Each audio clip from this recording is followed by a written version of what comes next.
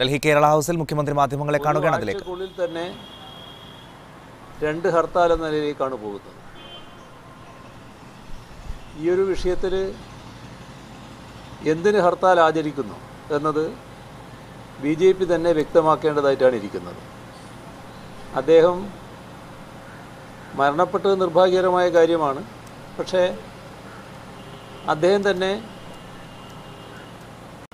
നൽകിയ മൊഴി മജിസ്ട്രേറ്റും രേഖപ്പെടുത്തിയിട്ടുണ്ട്, ഡോക്ടറും രേഖപ്പെടുത്തിയിട്ടുണ്ട്.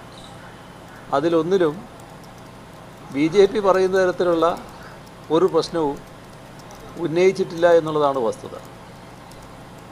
ഇത് BJPയുടെ കേന്ദ്ര നേതൃത്വം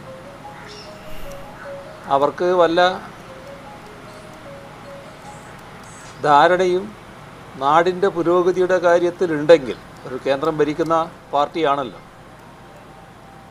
അതുകൊണ്ട് പറയുകയാണ് അവരും ഗൗരവമായി ആലോചിക്കേണ്ട കാര്യമാണ്.